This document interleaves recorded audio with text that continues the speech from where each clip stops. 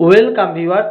OBC শংসাপত্র বাতিল মামলা নিয়ে পশ্চিমবঙ্গের মুখ্য সচিবকে তলব করল হাইকোর্টের বিচারপতি তপব্রত চক্রবর্তী এবং বিচারপতি রাজশেখর মান্তার ডিভিশন বেঞ্চ। কেন তলব করা হলো হঠাৎ রাজ্যের মুখ্য সচিবকে?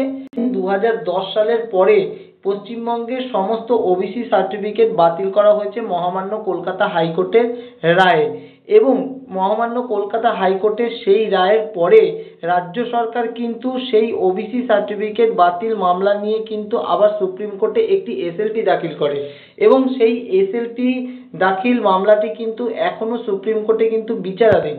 যদিও ওই ওবিসি সার্টিফিকেট বাতিল মামলা নিয়ে একটি মামলা কিন্তু সুপ্রিম কোর্ট অলরেডি খারিজ করে দিয়েছে, এবং আমি কিন্তু এর আগেও একটি ভিডিওতে দেখেছি যে একটি মামলা খারিজ করে দেওয়া হয়েছে, এবং এমনও মেনশন করা ছিল তার সঙ্গে রিলেটেড অন্যান্য মামলাগুলো কিন্তু পেন্ডিং যেগুলো আছে সেগুলোকে খারিজ করে দেওয়া হলো।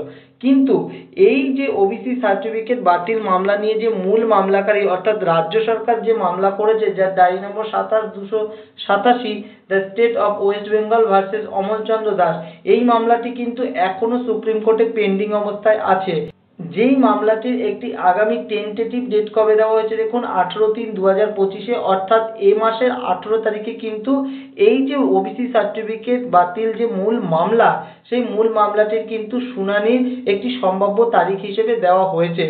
তবে রাজ্য সরকারের করা এই এসএলপিটি কিন্তু সুপ্রিম কোর্টে বিচারাধীন থাকলেও কিন্তু এই হাইকোর্টের যে ওবিসি সার্টিফিকেট বাতিল রায়, সেই রায়ের উপর কিন্তু কোনো স্টে অর্ডার দেয়নি, এবং যেহেতু এই রায়কে মেনে ওবিসি সার্টিফিকেট বাতিল করা হয়নি, তাই কলকাতা হাইকোর্টে কিন্তু আবার কোর্ট অবমাননার মামলা দাখিল হয়েছে, এবং সেই মামলারই আজ একটি শুনানিতে কিন্তু হাইকোর্টের বিচারপতি তপব্রত চক্রবর্তী এবং বিচারপতি রাজশেখর মান্তার ডিভিশন বেঞ্চ কিন্তু এই নির্দেশ দিয়েছে যে রাজ্যের মুখ্য সচিবকে হাজিরা দিয়ে জানাতে হবে যে কেন আদালতের নির্দেশ মানা হয়নি।